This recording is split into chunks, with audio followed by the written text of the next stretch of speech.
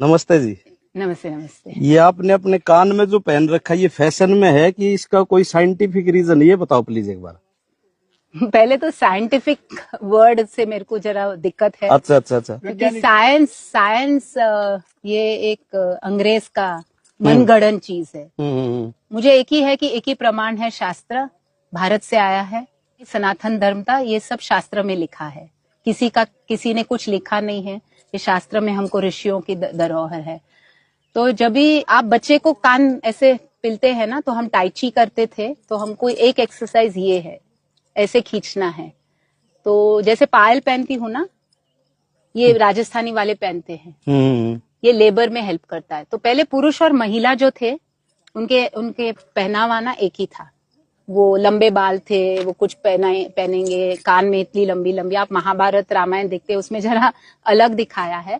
But वस्त्र जो था, अंग वस्त्र, पुरुष ऐसा पहनेगा और लेडीज ऐसे पहनेंगी। स्टिच कपड़ा हम नहीं पहनते थे। तो पुरुष महिला एक तरह की वस्त्र पहनते थे। और दूसरी बात है कि ये जो चीजें थी, ये जो बिच्छू इसको क्या बोलते हैं, टोरिंग, और ये नाक का, सिर्फ ये अलग था पुरुष और महिला में। तो ये इसके लिए है कि लेबर पेन में आपको आसानी हो।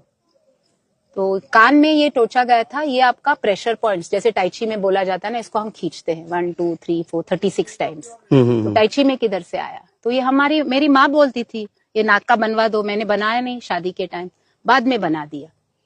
तो ये सब बहुत ही स्वाभाविक, नेचुरल था। मेरी माँ 3rd स्टैंडर्ड फेल थी, तो ये सब चीजें उसको मालूम थे। मेरे पिताजी को मालूम था कि हम बोलते इडली बहुत अच्छा है, फर्मेंटेड फूड है, 4 बजे के बाद दाल नहीं खाना चाहिए, प्रोटीन है, 6 बजे से पहला खाना चाहिए। तो ये साइंटिफिक नहीं था, ये हमारा जीवन शैली थी।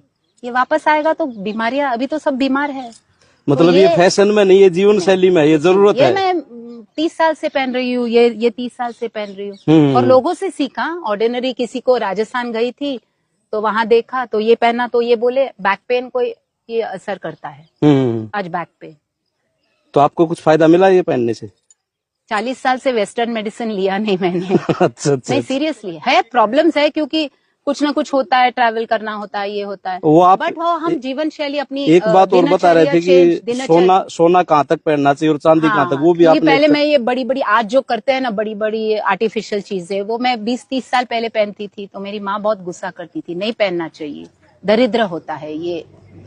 तो सोना कमर के ऊपर से पहनना चाहिए। एक स्वामी जी ने मुझे बताया कि ये क्यों ऐसे बड़ी बड़ी ये सब पहनो मत, आपका त्रिदोष का इम्बैलेंस हो जाएगा। तो आपका संतुलन, संतुलन, त्रिदोष जो है, वात पित्त कफ, तो ये कोई देखता नहीं है। और 80% 90% आज बीमारियां वात के वजह से है, सबको वात का प्रॉब्लम है। तो रहन सहन, दिनचर्या, ऋतुचर्या तो चल जाता है। ये आप सही करेंगे, बीमारियां नहीं आएंगी। बीमारियां तो वेस्टर्न इन्वेंशन है। हाँ, कमर तक सोना पहनना है और कमर के नीचे चांदी होना चाहिए। तो ये कंदूरा जो बच्चों को पहनते थे, ये सब लेडीज वहां राजस्थान में पहनती थी, मेरे को दिखाया तो बनवा के लिया फिर।